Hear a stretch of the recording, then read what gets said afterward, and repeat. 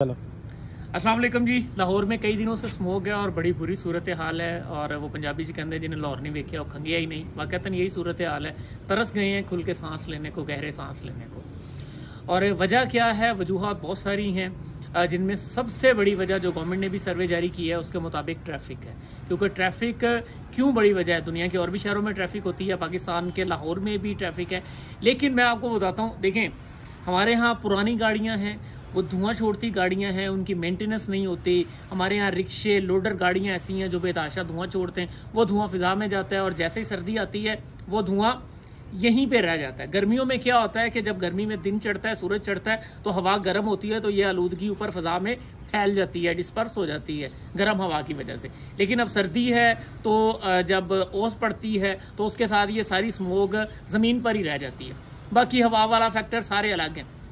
एक चीज़ हमारी गवर्नमेंट की उस फैसले पे बड़ी तनकीद हो रही है कि जी स्कूल क्यों बंद किए। लाहौर में, सिर्फ लाहौर में 35 लाख बच्चे कमोबेश रोज़ाना स्कूल और कॉलेज जाते हैं। और इसका मतलब यह है कि 35 लाख बच्चों को लेके जाने वाली साइकिल, मोटरसाइकिल, गाड़ियाँ, साइकिल की तो खैर है, लेकिन मोटरसाइकिल, गाड़ियाँ, रिक्शे, वैगने, ये सारी मूव करती हैं। अगर आप 35 लाख लोगों की मूवमेंट को बंद करते हैं तो इसका मतलब है कि ट्रैफिक पे एक बड़ी तादाद में आपने काबू पा लिया है। अगर आप लाहौर में हैं तो आप सुबह 9 बजे निकलें, अगर स्कूल बंद होते हैं तो आपको सड़कें खाली मिलती हैं। तो ये गवर्नमेंट का एक अच्छा स्टेप है इस एतबार से। ऐसा नहीं है कि बच्चे खुदा ना खास्ता को धुआं मारते हैं तो बच्चों को घरों में भेजते हैं ताकि उनकी वजह से स्मोक ना हो, बल्कि ये वो ट्रैफिक को कंट्रोल करने के लिए होता है जो बच्चों को स्कूल लाने और ले जाने के लिए इस्तेमाल होती है। तो इस वक्त लाहौर कंक्रीट का जंगल बना हुआ है। ये कोई शॉर्ट्स वो नहीं है कि आप किसानों को पकड़ें जी, फसलों को आग लगा देते हैं। वो सिर्फ 3% बनता है, भट्टे हमारे मैक्सिमम 1 या 2% बनते हैं।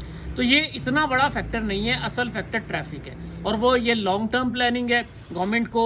सबसे पहले अब देखें, दुबई में थोड़ी ट्रैफिक नहीं है, लेकिन वहाँ पे पुरानी गाड़ियाँ 10 साल से पुरानी गाड़ी चल ही नहीं सकती है। जापान में थोड़ी ट्रैफिक नहीं है, टोक्यो में सबसे ज़्यादा ट्रैफिक होती है, 4 साल से ज़्यादा पुरानी गाड़ी नहीं चलने देते।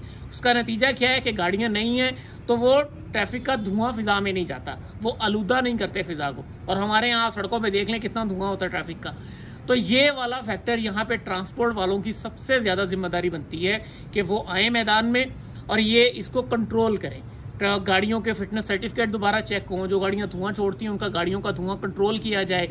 और इसी तरह रिक्शे, लोडर रिक्शे और बहुत सारे जो लोडर गाड़ियाँ हैं उनके ऊपर ये क्लच टाइट करें और फिर जाकर ये स्मोक से जान छूटेगी। वगरना सूरत हाल ये है कि अभी मैं यहाँ ओपन एयर में बात कर रहा हूँ और मेरे गले में मुसलसल जलन है और आंखों में मुसलसल जलन है। तो ये बड़ी बुरी सूरत हाल है इस वक्त लाहौर में। तो अल्लाह करे हम बाकी एक आखिरी बात कि अल्लाह का अजाब ये कहना बहुत बड़ी बात है, लेकिन यह ज़रूर है कि ये हमारे अपने हाथों की कमाई है। और अल्लाह ने कुरान में भी यही कहा है कि दुनिया में जितनी फितना है ये इंसानों के अपने हाथों की कमाई है। और ये तो बिल्कुल है हमारे अपने हाथों की कमाई है। तो अल्लाह से माफ़ी भी मांगें, लेकिन अपने हाथों की इस कमाई को ठीक करें ताकि हम खुली फ़िज़ा में को पुरसकून सांस ले सकें। बहुत शुक्रिया।